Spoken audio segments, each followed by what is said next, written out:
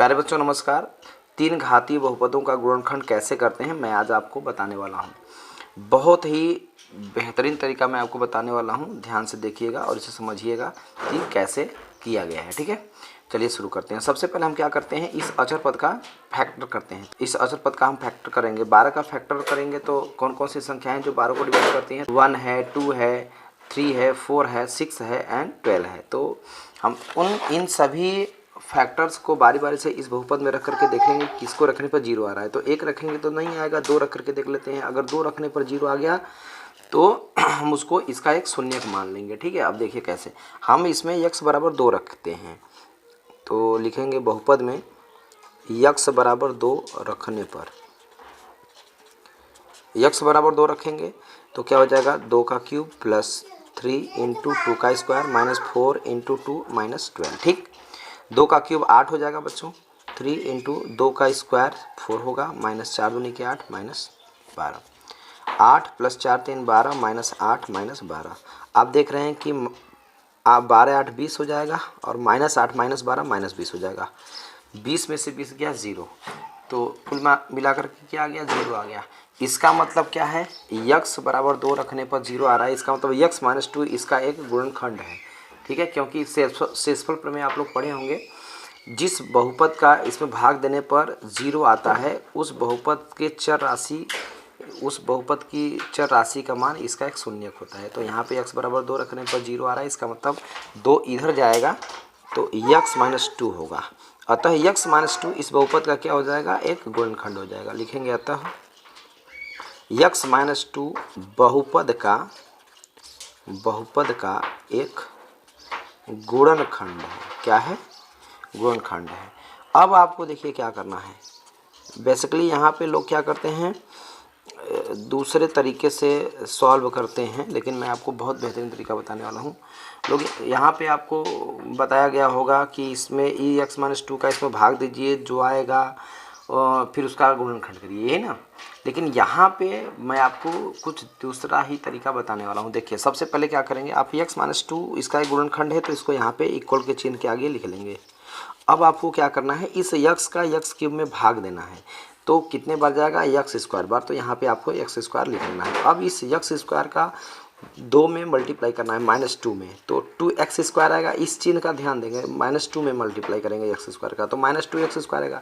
अब इस minus 2x square को 3x स्क्वायर में से माइनस कर देंगे, तो 3x स्क्वायर में से माइनस करेंगे माइनस 2x स्क्वायर, तो माइनस माइनस प्लस हो जाएगा। तो 3x स्क्वायर और minus 2x square plus 5x square हो जाएगा। लेकिन यहाँ पर 5x ही लिखेंगे, बस आपको ये ध्यान रखना है, यहाँ पर प्लस 5x स्क्वायर नहीं लिखेंगे। अब इसके बाद क्या करना है, इस माइनस 2 का इस माइनस 12 में भाग दे देना है। ठीक है, तो 2 छके 12 प्लस 6 आ जाएगा। देखिए ये हमें अगला द्विघाती बहुपद मिल गया, इसी का हम गुणनखंड कर देंगे, आराम से आंसर आ जाएगा। x माइनस 2 यहाँ बड़ा कोष्टक लगा देंगे, 6 का इसमें गुणा करेंगे, 6x स्क्वायर 6 का ऐसा गुणनखंड करिए कि जोड़ने घटाने पर 5 आए, तो ये हो जाएगा। इसको हम लिख देंगे x स्क्वायर के बाद 3x प्लस 2x प्लस 6, इसके बाद हम कोष्टक को बंद कर देंगे। ठीक है, लिख लेंगे। अब इसके बाद देखिए x माइनस 2, इसमें से क्या कॉमन लेंगे, x कॉमन लेंगे। ठीक है, तो क्या बचेगा, x प्लस 3 बचेगा, और यहाँ से ऐसा कॉमन लीजिए कि x प्लस 3 बचे, तो 2 कॉमन लेंगे, x प्लस 3, x माइनस 2। अब यहाँ से x प्लस 3 कॉमन लेंगे तो क्या बचेगा, x प्लस 2 बचेगा, राइट। अब देखिए x माइनस 2 x प्लस 2 को हम क्या लिख सकते हैं, x स्क्वायर माइनस 2 का स्क्वायर। ठीक है, तो ये हो जाएगा 4 और x प्लस 3। तो यही हमारा आंसर है। अगर हम चाहें तो इसे इस रूप में भी लिख सकते हैं। ठीक है, अब इस क्वेश्चन का गुणनखंड हम इसी तरीके से करेंगे। तो सबसे पहले हम क्या करते हैं, इस अचर राशि का फैक्टर करेंगे, गुणनखंड करेंगे। तो 6 के गुणनखंड कौन कौन से होंगे, plus minus 1 plus minus 2 plus minus 3 plus minus 6, इतने इसके गुणनखंड होंगे। अब इन सभी गुणनखंडों में से कोई भी एक गुणनखंड ऐसा होगा, कोई भी एक संख्या ऐसी जरूर होगी जिसे इसमें रखने पर 0 आएगा। ठीक है, तो बारी बारी से हम इसको रख करके देख लेते हैं किसको रखने पर 0 आ रहा है। जिसको रखने पर 0 आएगा वह इसका एक शून्यक होगा। तो उस शून्य को हम x की तरफ ला करके उसको एक गुणनखंड बना लेंगे। ठीक है, तो क्या रख के देखें, पहले 1 रख के देख लेते हैं। तो 1 का क्यूब 1 हो जाएगा, यहाँ पे 6 का 6 हो जाएगा प्लस 6, मतलब यहाँ पे 1 रखेंगे तो 1 ही रहेगा, मतलब 11 1 जा 11, 11 एक कम 11। यहाँ 1 रखेंगे तो 1 का क्यूब 1 होगा, 1 का स्क्वायर 1 6 आएगा, 11 का 1 में गुणा करेंगे 11 आएगा, 11 1 12 -6 -6 -12, 12 में से 12 गया 0। इसका मतलब कि 1 रखने पर 0 आ रहा है। तो यहाँ लिखेंगे बहुपद में यक्स बराबर 1 रखने पर, तो 1 रख देंगे तो क्या होगा बच्चों, 1 का क्यूब -6 इंटू 1 का स्क्वायर प्लस 11 इंटू एक्स -6, 1 का क्यूब 1 माइनस 1 का स्क्वायर 1, 6 का मल्टीप्लाई करेंगे तो 6 आएगा, सॉरी यहाँ पे 1 रहेगा, प्लस 11 एक कम 11 -6। अब इस 11 को 1 में ऐड कर देंगे तो 12 हो जाएगा, क्योंकि प्लस प्लस में जुड़ेगा माइनस माइनस में, -6 और -6 -12 हो जाएगा, +12 -12 0 हो जाएगा। ठीक है, तो आपने देखा कि x बराबर 1 रखने पर 0 आ रहा है, लिखेंगे अतः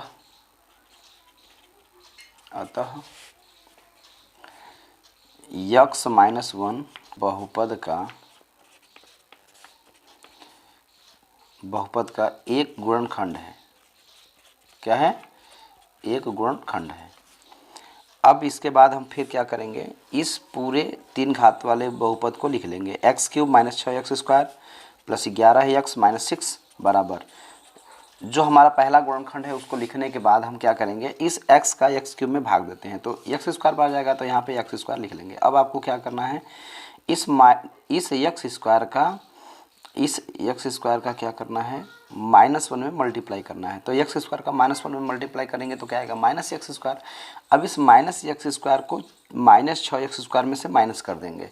तो अब आप बताइए कि -6x² में से हम -x² करेंगे तो क्या आएगा, -6x² plus x² equal to -5x², यही ना आएगा।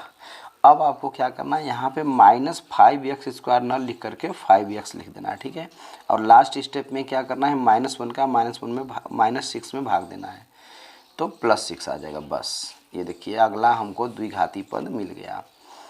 मतलब x -1 का बेसिकली लोग क्या करते हैं कि इसमें x -1 का भाग देते हैं, तब ये आता है। इस विधि से अगर आप इसका गुणनखंड कर रहे हैं तो आपको रफ कार्य करने की ज़रूरत नहीं पड़ेगी। ठीक है, देखिए कितनी आसानी से ये आ गया। अब हम इसका गुणनखंड कर देंगे, यहाँ पे बड़ा कोष्ठक लगाएंगे, 6 का ऐसा गुणनखंड करेंगे कि जोड़ने घटाने में -5 आवे, तो x² -3x -2x लिख देंगे प्लस 6।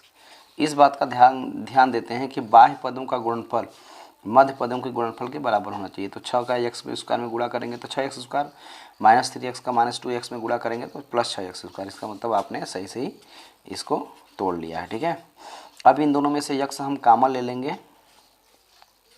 तो यहाँ x -3 बचेगा, और यहाँ से ऐसा कॉमन लीजिए, सॉरी यहाँ पे -2 रहेगा, 2 कॉमन लेंगे तो x -3 बचेगा। अब x -1 हो गया, x -3 कॉमन ले लेंगे तो कोष्ठक में क्या बचेगा, x -2।